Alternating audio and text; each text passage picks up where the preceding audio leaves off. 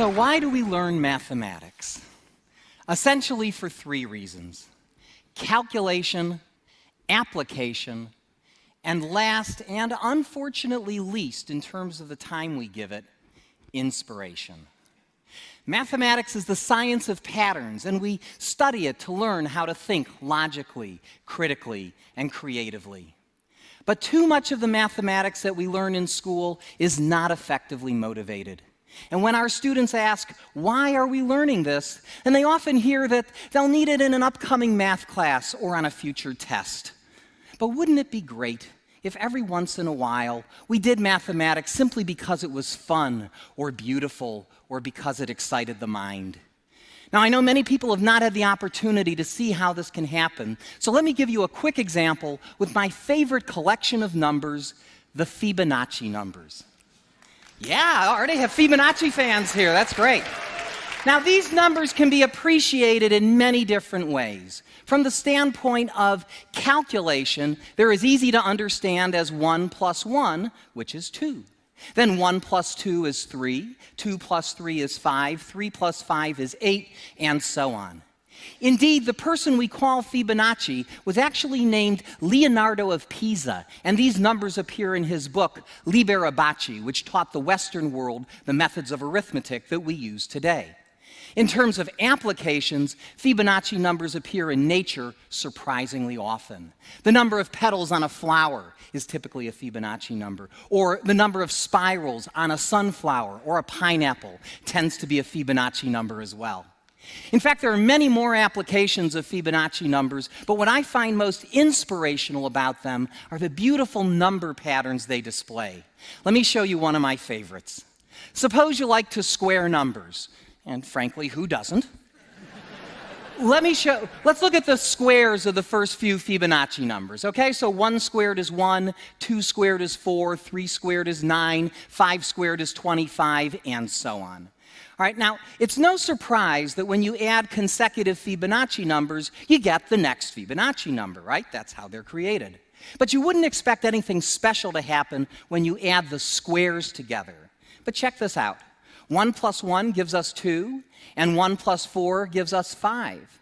And 4 plus 9 is 13, 9 plus 25 is 34, and yes, the pattern continues. In fact, here's another one. Suppose you wanted to look at adding up the squares of the first few Fibonacci numbers. Let's see what we get there. So 1 plus 1 plus 4 is 6. Add 9 to that, we get 15. Add 25, we get 40. Add 64, we get 104. Now look at those numbers. Those are not Fibonacci numbers, but if you look at them closely, you'll see the Fibonacci numbers buried inside of them. Do you see it? I'll show it to you. 6 is 2 times 3, 15 is 3 times 5, 40 is 5 times 8, 2, 3, 5, 8. Who do we appreciate? Fibonacci, of course. Now, as much fun as it is to discover these patterns, it's even more satisfying to understand why they are true. Let's look at that last equation. Why should the squares of 1, 1, 2, 3, 5, and 8 add up to 8 times 13? I'll show you by drawing a simple picture. All right, we'll start with a 1 by 1 square, and next to that put another 1 by 1 square. Together they form a 1 by 2 rectangle. Beneath that, I'll put a 2 by 2 square, and next to that, a 3 by 3 square. Beneath that, a 5 by 5 square, and then an 8 by 8 square, creating one giant rectangle, right? Now let me ask you a simple question. What is the area of the rectangle? Well, on the one hand, it's the sum of the areas of the squares inside it, right? Just as we created it. It's 1 squared plus 1 squared plus 2 squared plus 3 squared plus 5 squared plus 8 squared, right? That's the area. On the other hand, because it's a rectangle, the area is equal to its height times its base. And the height is clearly 8, and the base is 5 plus 8, which is the next Fibonacci number, 13, right? So the area is also 8 times 13.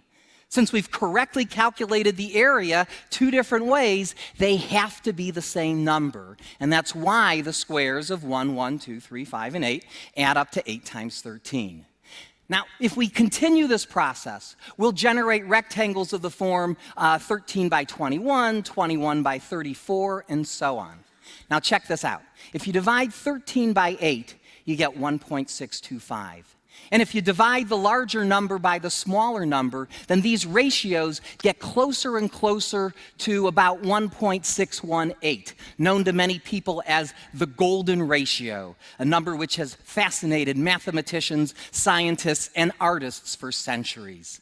Now, I show all this to you because, like so much of mathematics, there's a beautiful side to it that I fear does not get enough attention in our schools.